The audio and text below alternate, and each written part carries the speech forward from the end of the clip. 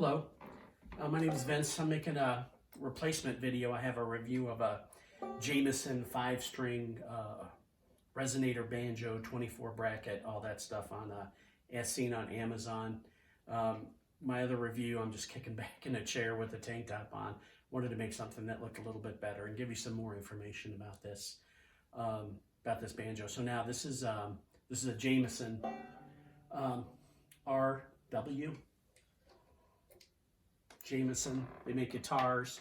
This is their Asian banjo, and let me clarify that. So originally, when I bought this, now 3 years ago, on Amazon it did say "Made in America," which it came with a "Made in China" sticker. Obviously, it's made in China.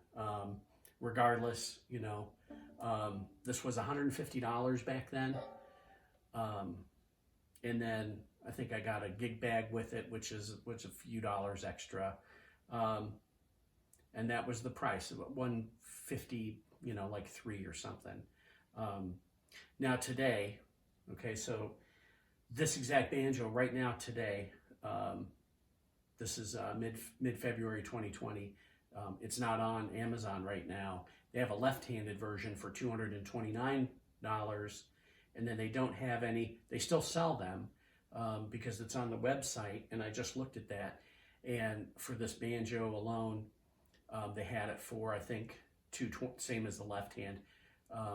Actually, I think it was more on their website, $299. So that's $300. That's double the price for 3 years. That's on their website though, so you might be able to find it cheaper from a third party, and you should, because 3 years. I'm sorry to say, the neck has gotten twisted slightly, and that's most likely caused by the wood not being cured before the neck was shaped. They're just rushing along is what they're doing. So that's most likely. I'm not a wood craftsman, but I understand that the wood has to be dried. The normal way is it's the blanks are set for years, namely probably 3 to 5 years, then they're rough cut, and then they sit for another 2 to 3 years before they're made into a neck. And that's a significant investment. So this one's twisted. I don't play it anymore. I'm probably going to donate it to a school or something here pretty soon, but before I did that, I wanted to replace that other one. And I'm going to play, I just got it tuned up. I'm going to play a little tune. Is this worth now $300? That's a tough call, probably not. I would still look for one of those other Asian banjos for $300. I wouldn't, that's a big investment for something that's not now 3 years and the neck is twisted. But let's talk about this real quick. So 3 years old, it was good. For $150, I started learning. I didn't know if I was gonna take to this or not. Yeah, I've taken lessons now. I like it. I have a more professional, nicer instrument. So it's got regular open guitar style tuners on there. The geared fifth tuner, every banjo's had these for years. They make it sound like it's a big deal. If you don't have a geared fifth tuner, I don't know. I just don't know what you're buying. They used to use a peg here, and it was a friction tuner, and that was a big problem, but they haven't really been around for years. Unless you get into a vintage instrument, you're gonna find a geared fifth tuner on every banjo. So the neck, it's okay, a little thick for smaller hands. So for a youth, I wouldn't get one of these for a youth instrument.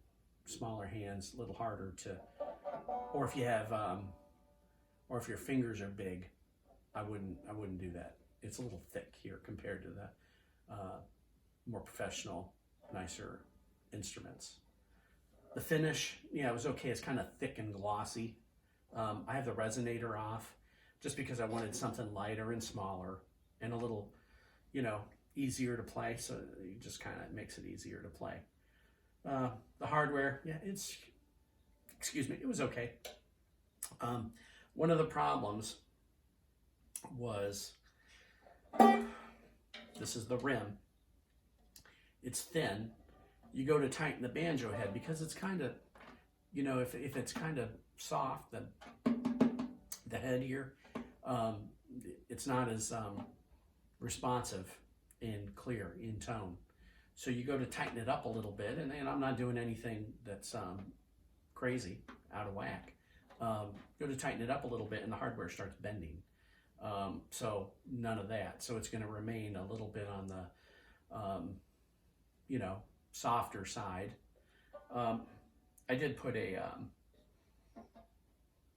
what is it, Golden Gate bridge on here. It cleaned it up a little bit. Didn't, you know, a little bit. It was like $12 on eBay or something. The tailpiece, yeah, it's thin. It does okay. You know, not a big deal. The brackets, like I said, they started to bend in the wood when I started to tighten the head a little bit. So I didn't do with that. It does come with an adjustable coordinator rod. You really don't need to, beginners don't need to mess with this. It's just trouble if you do. If you notice the neck is loose, which this one, it was all set up nice. I just had to tune it, and I was playing Cripple Creek off of some video on YouTube.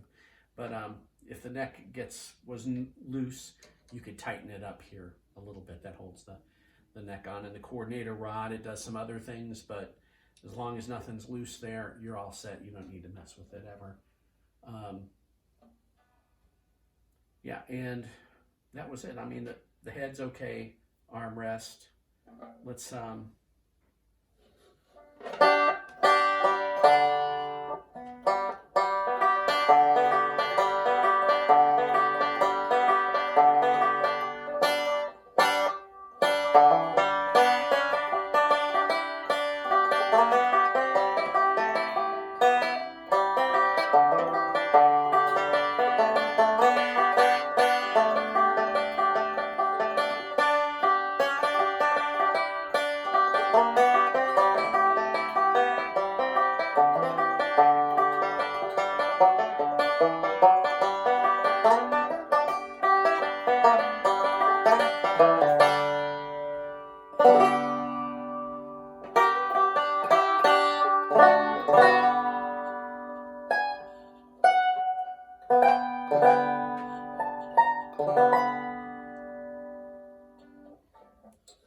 plays okay.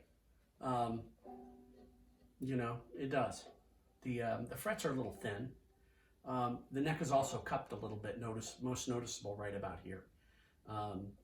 It just can make it out of tune in those middle, the second, third string, maybe the fourth string there a little bit, because you're having to press so far down because it's cupped.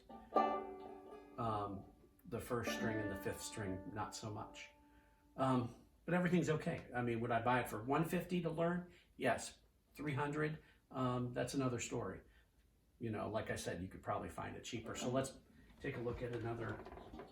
I just picked this up. I was at the Deering factory in California. I have a Deering Sierra, which that's my normal instrument.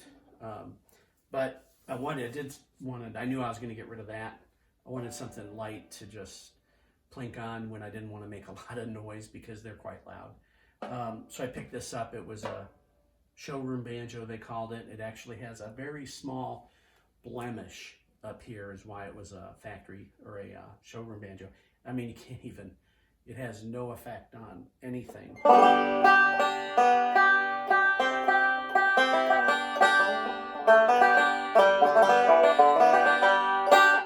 What did I play here before?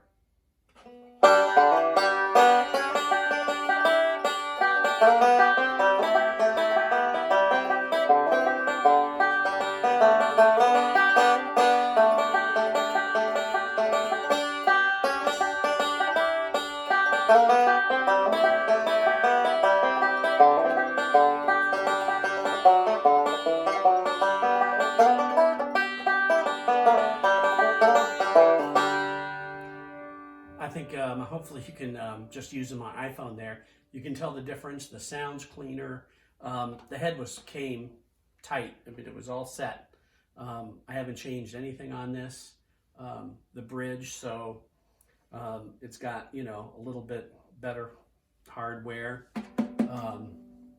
Of course, it's new, but it does have, like, I think it comes with a 6-year warranty. And they have a, you know, a reputation to uphold. So you notice this has a coordinator rod too. One. More professional banjos will have with 2 of them with the resonator. This is not a resonator model at all. They do make something similar. This is an Artisan, which gets you the dark stain and some inlays here. This is a Good Time series banjo from them. So I put the strap on there just because. Little nicer tuners on there than the other Good Times. But it's just nicer. So $600 for this. I mean, $300 for that, or, you know, can you get it for $150 still? That question. This was a factory showroom model for $600. Retail, the full retail price was $899, if I'm not mistaken. You get it from third-party sellers for about $750. $600 in the showroom because it had a little blem on it right there. But you get a better sound. It's more adjustable, and you're going to get, it should last as long as it's going to be around. So that's it.